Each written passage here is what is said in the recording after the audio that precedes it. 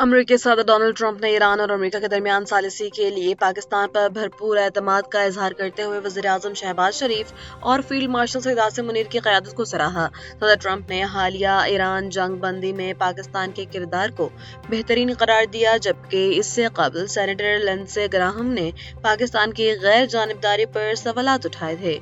दूसरी जानिब तर्जुमान दफ्तर ख़ारजा ने अमेरिकी मीडिया की इन रिपोर्ट्स को सख्ती से मुस्तरद कर दिया है, जिनमें दावा किया गया था कि ईरानी फौजी असासे पाकिस्तानी अड्डों पर मौजूद हैं।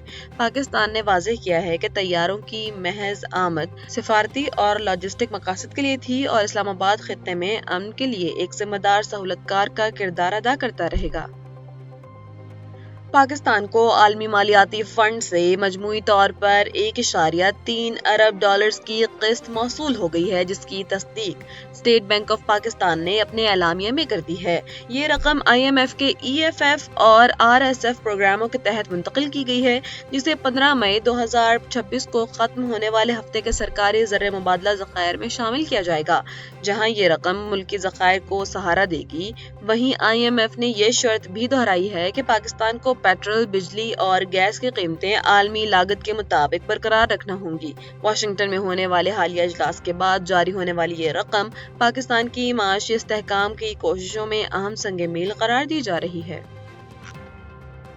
अमरीकी रियासत कैलिफोर्निया के शहर आर्केडिया की साबिक मेयर एलियन वोंग ने चीनी हुकूमत के लिए गैर कानूनी तौर पर काम करने का एतराफ़ कर लिया है। 58 साला एलियन वोंग पर इल्जाम था कि उन्होंने अमरीकी हुकाम को मुत्तला किए बगैर चीनी मफादात के लिए काम किया, जिसके बाद वो अपने ओहदे से मुस्ताफी हो गई थी। अमरीकी हुकाम के मुताबिक उन्होंने एक वेबसाइट US न्यूज सेंटर के जरिए चीन के हक में प्रोपेगेंडा मवाद शाया किया, जिसमें उनके शरीक कारियानिंगसन पहले ही 4 साल कैद की सजा काट रहे हैं।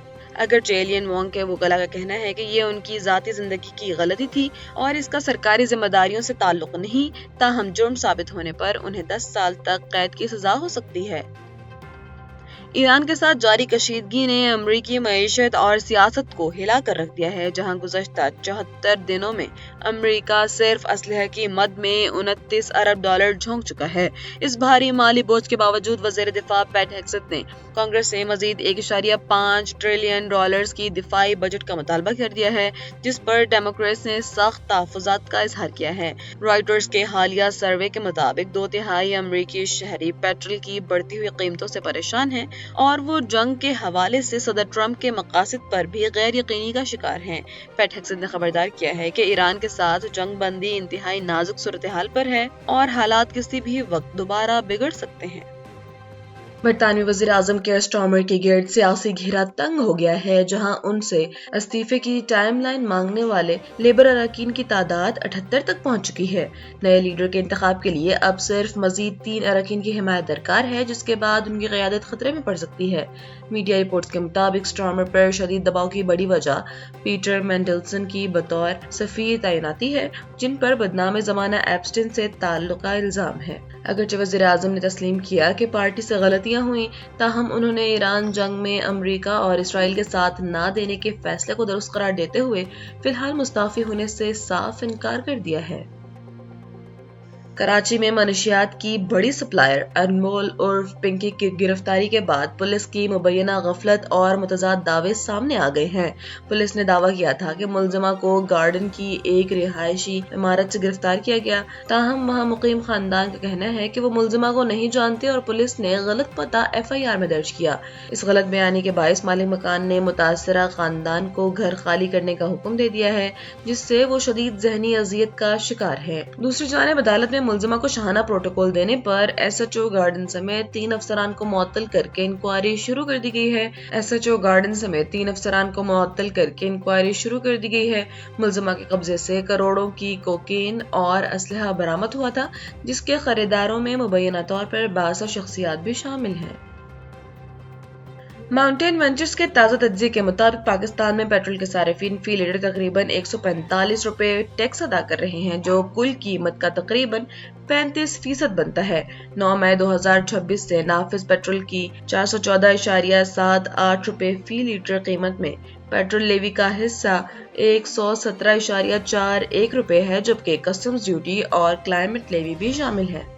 रिपोर्ट के मुताबिक पेट्रोल की असल लागत सिर्फ 246.76 रुपए है, जबकि बाकी रकम टैक्सेस और मार्जिन की नजर हो रही है।